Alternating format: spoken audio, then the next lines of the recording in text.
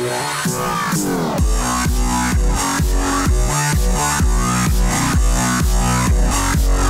et bienvenue sur Testland France. Aujourd'hui, on va vous présenter un ordinateur portable gamer de chez Asus, le nouveau gamer haut de gamme de chez Republic of Gamers, du coup, le G752, la version G752 VT pour être précis, à 1799 €. Donc les prix varient selon les configurations. On va voir ce nouveau PC gamer qui remplace le G751 qu'on a déjà testé sur notre chaîne YouTube. C'est parti. On se retrouve avec cette belle boîte avec une image du Asus ROG avec un petit logo Republic of Gamers qu'on retrouvera bien sûr sur la machine. Donc on va déballer cette boîte, on vous présente la boîte parce qu'elle est assez jolie. Voilà, elle tient comme ça, avec une petite dénomination Asus ROG ici au-dessus. Donc on a le PC portable, on y reviendra bien sûr après. On va voir le peu de choses que nous avons dans ce bundle. Donc on a quelques manuels. Bon, rien de spécial, avec une petite attache ici pour les câbles. Et on aura bien sûr l'alimentation avec le petit câble en prise Mickey ici, qui sera relié au secteur, et de l'autre côté sur ce transformateur ici. Donc pareil en prise Mickey ici, avec le logo Asus, légèrement arrondi sur les bords. Donc il est assez gros, mais bon c'est sûr qu'il faut ça pour la puissance de l'appareil.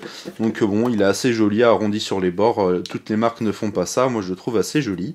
Voilà, donc avec un câble assez solide qu'on branchera directement sur le côté de l'appareil. À présent, on va voir l'ordinateur directement. Et voici ce super PC portable. Pourquoi je dis super? Parce que dès qu'on le voit pour la première fois, on le trouve super joli. Il reprend un petit peu les mêmes formes que le G751, mais on a totalement revisité ici l'aspect matériel et physique de cet Asus, vu qu'on peut voir qu'il est totalement en métal, donc de l'aluminium brossé ici sur tout le capot. C'est vraiment super joli. On va regarder un petit peu l'aspect extérieur au début. Donc ici on voit sur le dessus donc tout cet aspect biseauté avec ici des petits éclairages en, on va dire en orange un petit peu cuivré qu'on va retrouver aussi à l'arrière. Le logo Asus ROG ici. Et donc à l'arrière, cette base ici qui ressort un petit peu à l'arrière du PC, comme d'habitude sur les versions haut de gamme des Asus Republic of Gamers, avec ici une calandre encore plus grosse et impressionnante, on dirait un petit peu une sorte d'avion de chasse, avec donc tout le système de refroidissement. Donc il y a les deux gros ventilateurs à l'intérieur en dessous, qui vont faire ressortir l'air chaud ici. Le système est tellement bien fait qu'au final, il refroidit assez bien, sans faire de bruit, en faisant presque pas de bruit même si on pousse les jeux à fond, et ça on le verra après, c'est vraiment super sympa. Donc on retrouve l'aspect cuivré ici comme si c'était une plaque de métal qui descendait jusqu'ici, assez joli avec le nom donc Republic of Gamers à l'arrière. On va à présent aller regarder au niveau des côtés de ce PC portable. On va s'orienter du côté gauche en premier.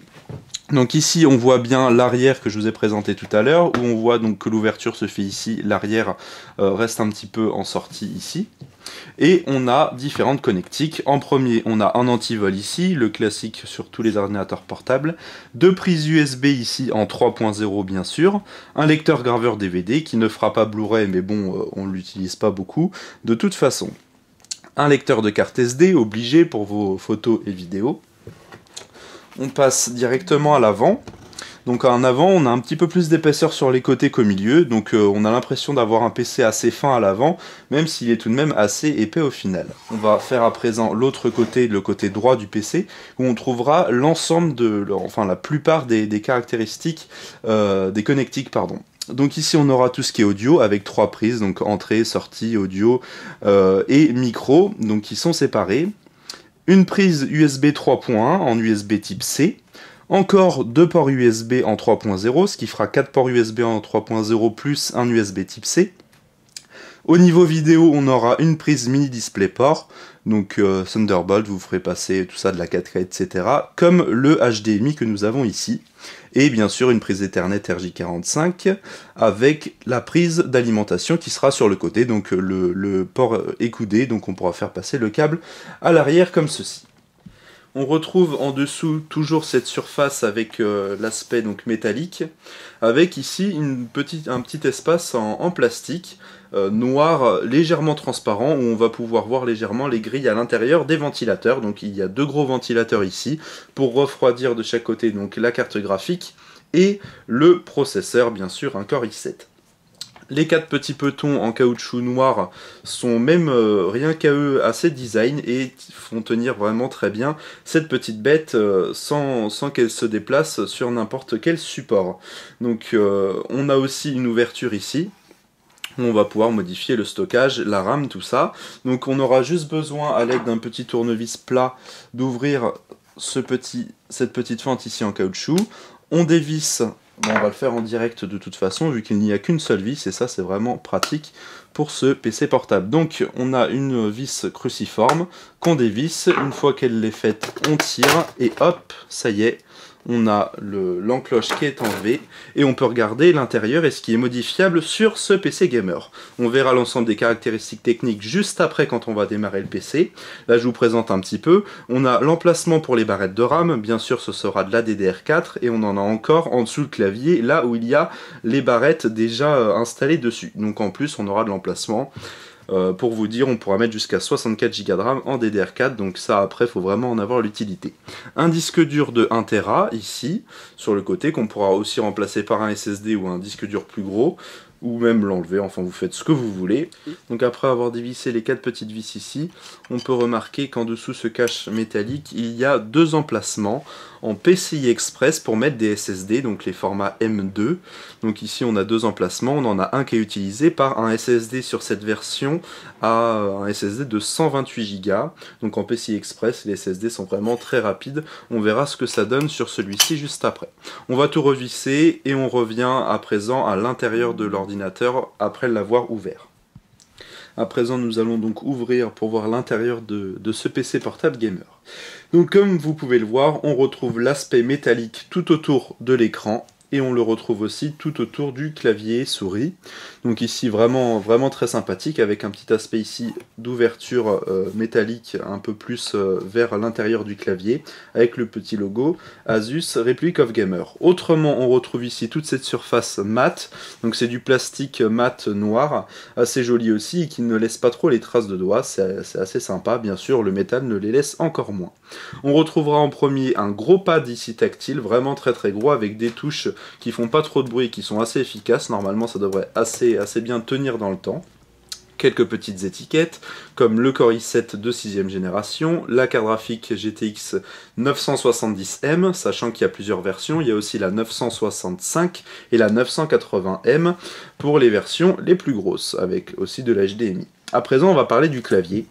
Un clavier donc qui ressemble aussi à l'ancienne version, qui est très agréable, qui fait pas beaucoup de bruit, les touches sont, on a bien le toucher, le frapper est très agréable, pour jouer c'est super sympa. Il est bien sûr rétroéclairé, en rouge uniquement, donc il faudra s'en contenter. Moi je trouve ça très joli, après ça dépend des gens. Et on retrouve les différentes touches ici, donc il y a plusieurs touches de macro, M1 à M5 qu'on pourra paramétrer, et une petite touche ici avec un logo d'une caméra et un petit voyant, quand on appuiera dessus qui s'allumera, c'est pour enregistrer en vidéo, en direct, vos parties de jeu. Vous pourrez activer ou désactiver l'enregistrement avec XSplit, un logiciel d'enregistrement vidéo, où vous pourrez envoyer ça aussi en ligne.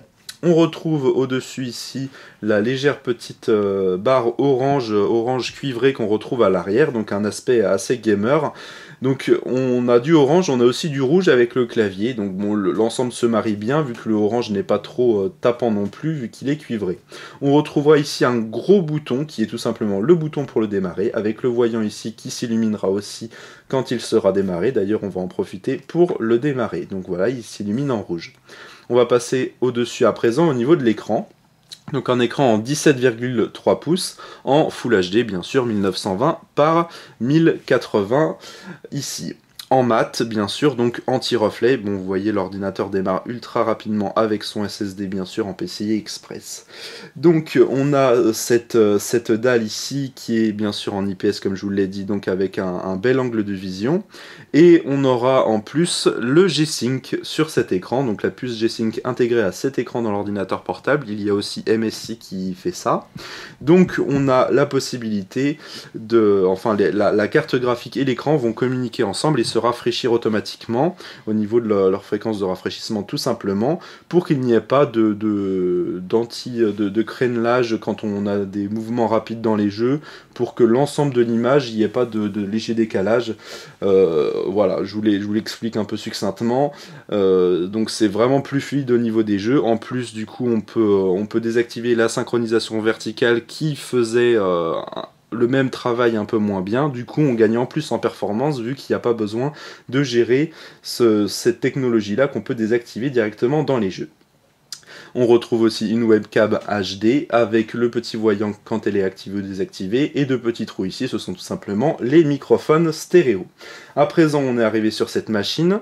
On va voir les différentes caractéristiques techniques maintenant avec notre petit logiciel CPU-Z en version Asus Republic of Gamer bien sûr. Donc on va zoomer légèrement pour voir un petit peu ce qu'il y a sur ce PC. Donc là, le logiciel détecte un petit peu tout ce qu'il y a au niveau des composants dans le PC. On a un Core i7 bien sûr de dernière génération que l'on va voir tout de suite. Donc c'est un Intel Core i7 6700 HQ. Donc c'est la version de base des nouveaux PC gamers on va dire. Il y a des versions de ce PC, donc ce PC va de 1500 à 3000 euros, donc on est vraiment du simple au double. Là on a une version à 1799, donc elle est déjà pas mal. On a ce i7 là, on peut avoir des i7 encore plus puissants. Donc bien sûr c'est un 4 cœurs, 8 threads, enfin 8 cœurs virtuels en tout, en 6 mégas cache. La carte mère bien sûr c'est une Asus. La mémoire, donc ici on a 8 Go de RAM en DDR4. C'est pas énorme pour le prix de l'appareil, on vous l'accorde, mais pour la plupart des gens, même au niveau des jeux et du multi-application, 8 Go ça suffira.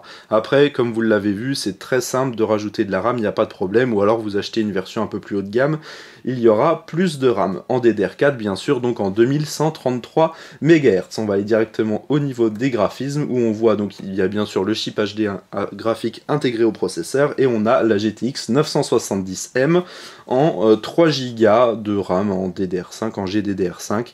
Donc comme je vous l'ai dit, il y aura la version en 965M, en 970M celle-ci, et la 980M pour ceux qui veulent pousser les jeux vraiment au maximum, mais on va voir qu'avec cette carte graphique là, ça fonctionne quand même très très bien. On va voir au niveau un petit peu des disques à présent. Donc là on va faire un test au niveau de la rapidité, on vous montre quand même les différents disques qu'il y a à l'intérieur. Donc on a le SSD que je vous ai présenté tout à l'heure en PCI Express, et on a aussi un disque dur HGST de 1 Tera en 7200 tours minute. Donc ça c'est bien pour le stockage. Après on va lancer un petit test de rapidité et on vous dit à tout de suite pour la fin de ce test du SSD. Alors on voit les résultats de ce test. Ici, en lecture, on va être à 806 mégabits par seconde et en écriture à 150. Bon, c'est pas énorme au niveau de l'écriture, après ça dépendra de ce qu'on fera directement. Ce SSD en PCI Express en M2, donc en x4, il y en a chez d'autres marques en PC Gamer qui sont bien plus rapides. Donc là, bon, c'est un SSD, mais on n'a pas la même puissance que certains autres SSD. Bien sûr, après, vous pourrez les changer, il n'y a pas de problème. Alors, Asus a prévu un petit logiciel gamer, donc le Gaming Center, où on voit différents profils paramétrables. On peut ouvrir différents utilitaires ici, Rock Game First, XSplit Gamecaster, donc là c'est pour enregistrer, comme je vous l'ai dit précédemment, en vidéo du coup vos jeux en direct. Voilà, MacroKey qu'on ira voir après pour utiliser les 5 touches de macro, pour utiliser des raccourcis ou plusieurs touches en macro. Et on voit aussi des informations système avec donc la référence, le G752VT, les caractéristiques techniques et donc l'utilisation en direct du CPU et du GPU de la carte graphique. Donc là bien sûr elle ne fonctionne pas vu qu'on ne joue pas, donc elle ne chauffe pas beaucoup, on n'est qu'à 135 MHz, donc après elle se régulera automatiquement. Au niveau de la température aussi, les ventilateurs sont totalement autonomes et on verra qu'ils ne feront presque pas de bruit. Au niveau donc du petit logiciel MacroKey, ici on va avoir différents profils qu'on pourra modifier en mettant différentes macros donc sur les 5 boutons différents. Mettons le bouton M2, on pourra lancer une application Skype ou exécuter un jeu ou faire voilà tout ce que l'on souhaite. À présent, on a mis le volume au maximum. À présent, on vous montre un tout petit extrait d'un film pour voir un petit peu la vidéo et le son au niveau de son comportement avec donc du son en 2.1 avec un petit caisson de basse en dessous. Donc là, on est au volume maximum. Alors on regrettera effectivement que le volume même maximum ne soit pas ultra puissant sur ce PC.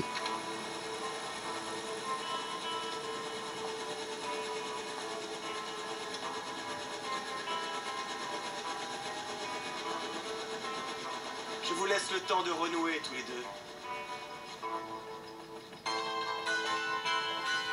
Donc voilà ce que ça peut donner pour la vidéo et le son. Donc malheureusement, quand on écoute de la musique à fond, c'est vrai que le son n'est pas très puissant. Le caisson de basse, on le sent pas beaucoup, on n'a pas énormément de basse. Et les aigus vraiment très aigus aussi. Donc le son est un peu en retrait malheureusement sur ce PC. Mais vous le verrez après, c'est peut-être le seul point négatif qu'on pourra lui donner. À présent, on va tester un jeu qui va être tout simplement GTA V qu'on va pousser au maximum sur ce petit monstre de 4 kg et de presque 3 cm d'épaisseur vu qu'il fait presque 4 cm d'épaisseur pardon vu qu'il fait 3,9 cm. Donc voilà, nous avons lancé GTA V. Vous pouvez voir donc que ça fonctionne vraiment super bien. Alors on va regarder un petit peu au niveau des graphismes ce que ça donne. On a mis bien sûr en Full HD. Le G-Sync de Nvidia est activé, donc on a désactivé la synchronisation verticale.